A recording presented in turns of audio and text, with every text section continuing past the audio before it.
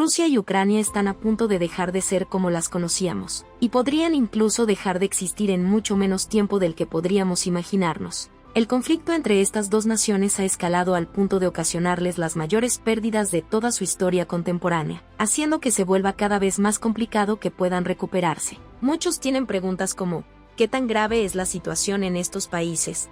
¿Qué hace la población y cuál será su destino? Todo esto y más veremos en este video. Una de las primeras cosas que hay que saber es que la decisión de Vladimir Putin de invadir Ucrania hace más de 8 meses, está llevando a la destrucción de ambos países. Decenas de miles de personas ya han muerto en el conflicto, y más de 7,5 millones de ucranianos han abandonado su país como refugiados. Más de 1 millón de rusos también se han marchado como exiliados. En septiembre de 2021, Putin anunció la primera movilización bélica de hombres en Rusia desde la Segunda Guerra Mundial, convocando al menos a 300,000 hombres nacionales para ser reclutados y enviados a luchar a Ucrania. Después de que Putin dio ese anuncio, los precios de los vuelos para salir de Rusia subieron mucho. Esto se debió a que muchos hombres rusos querían abandonar el país, pero no había muchas formas de hacerlo, porque la mayoría de los países habían prohibido que los vuelos rusos entraran en su espacio aéreo y también habían dejado de operar sus propios vuelos a Rusia. La única forma que tenían los rusos de huir del país e ir a Europa en avión comercial era elegir entre dos opciones, por lo que los precios de los billetes aumentaron mucho hasta superar los 9,000 euros. Esto es más dinero del que gana la mayoría de los rusos en un año.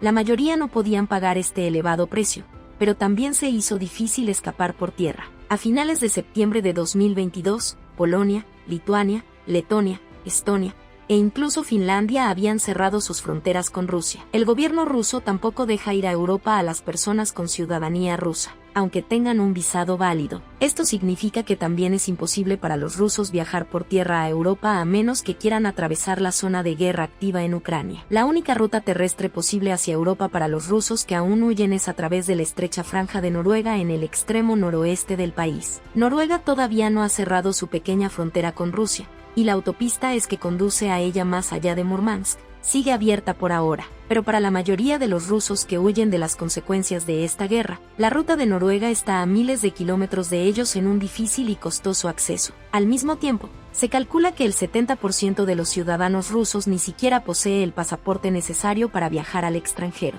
Eso significa que la mayoría de los rusos que quieren salir del país solo pueden ir a Sudamérica o a los antiguos países soviéticos de Kazajistán, Kirguistán, Georgia y Armenia. Como miembros de la Unión Económica Euroasiática, los rusos pueden entrar a esos territorios sin visa o pasaporte. Como resultado, las imágenes tomadas por satélite el de septiembre demostraban una larga fila de vehículos rusos intentando cruzar la frontera con Georgia. Cada vez llegan más, pero no son los únicos lugares a los que huyen los rusos. Por ejemplo, 2 rusos que no querían ir al ejército consiguieron un barco y navegaron hasta América. Otras personas que no podían irse buscaron en Google cómo romperse los brazos o lastimarse en general, para no tener que ir al ejército. Sigues aquí a un favorcito y regálame un me gusta para continuar trayéndote aún mejor contenido. Desde que comenzó la guerra en Ucrania, más de 1,2 millones de rusos han huido del país, la mayoría jóvenes en edad militar. Esto es mucho más de la cantidad de personas que Putin dijo que iba a reclutar.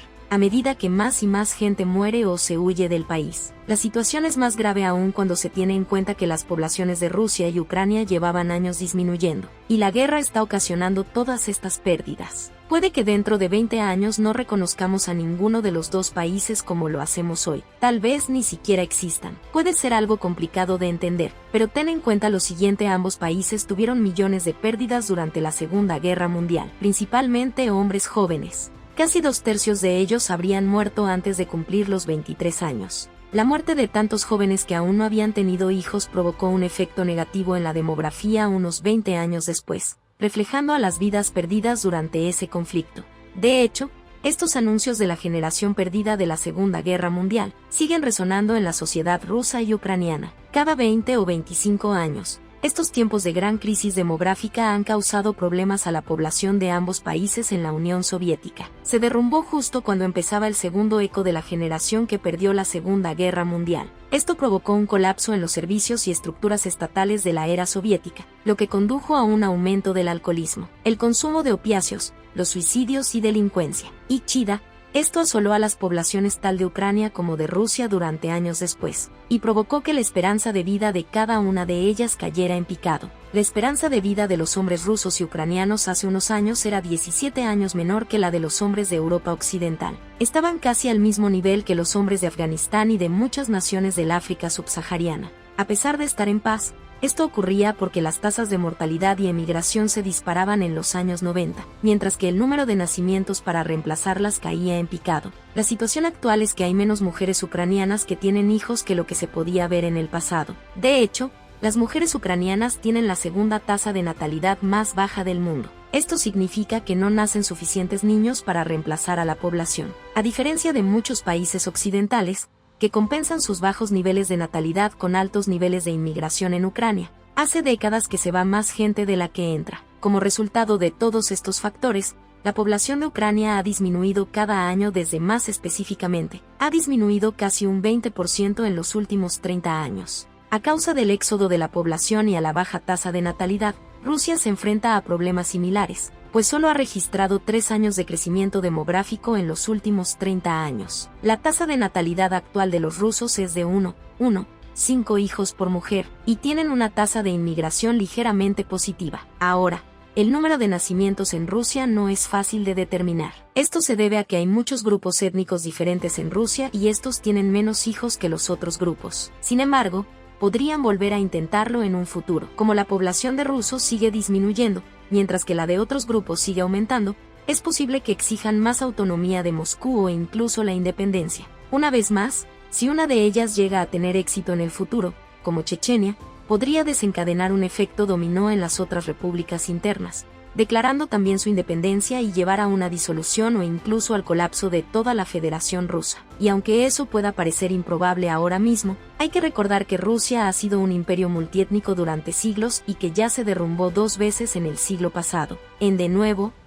No hay garantías de que la crisis demográfica de Rusia no vuelva a repetirse en algún momento de este siglo, especialmente con la actual guerra en Ucrania, aunque en teoría, Rusia ganó 2,5 millones de habitantes cuando arrebató Crimea a Ucrania en 2000. La población total de Rusia hoy en día sigue siendo inferior a la que había antes del colapso de la Unión Soviética. A esto no ayudaron en absoluto los años de la pandemia de COVID-19 solo en 20. Y debido al exceso de muertes por COVID y a una baja tasa de natalidad y migración, la población rusa perdió unos millones de personas, lo que supone la mayor pérdida de población jamás registrada en el país durante tiempos de paz, la mayor pérdida en general desde la Segunda Guerra Mundial. Entonces el problema de la población en Rusia y Ucrania no va a hacer más que empeorar.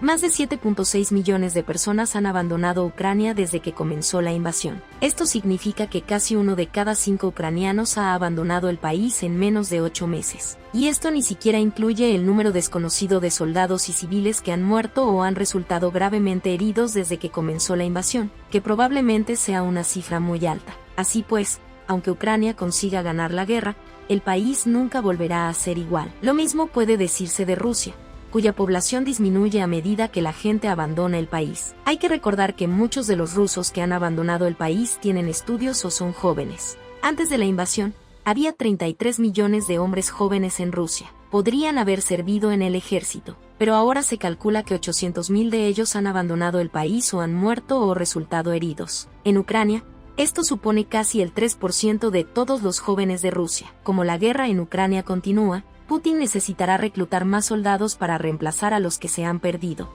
pero cada vez son más los jóvenes que abandonan Rusia. Para evitar ser reclutados por el ejército, para impedir que se marchen, Rusia tendrá que cerrar sus fronteras, como hizo en la época soviética. Esto conducirá a un aumento de la represión y la vigilancia en el país, lo que hará que la gente esté aún más desesperada por marcharse. Rusia ha perdido más personas este año que ningún otro desde la Segunda Guerra Mundial, y va camino de perder aún más para cuando termine la guerra en Ucrania. A algunas personas les preocupa que Putin intente ampliar la población de Rusia, invadiendo Ucrania. Creen que quiere resolver algunos de los problemas de su propio país. Solo otro país en el mundo ha reconocido estas anexiones rusas como legítimas: Corea del Norte, a pesar de que Rusia ha declarado estos territorios como parte de su país. En realidad solo ocupan partes de cada uno de ellos. El ejército ucraniano sigue controlando grandes secciones de cada territorio, incluida la capital. Pero al declarar estos territorios como parte de Rusia, Putin se ha otorgado a sí mismo la capacidad legal de desplegar en ellos a reclutas recién reclutados para luchar. Según la legislación rusa, los reclutas no pueden ser enviados legalmente a luchar en guerras en el extranjero y solo pueden ser utilizados para defender la integridad territorial de la propia Rusia.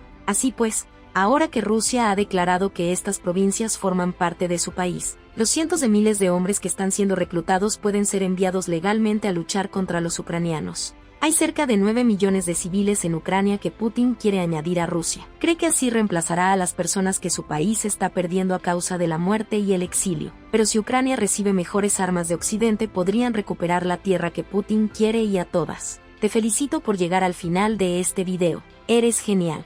Aquí está otro video que nos encantaría que vieras. Espero que te haya gustado muchísimo. No olvides dejar tu suscripción y tu comentario.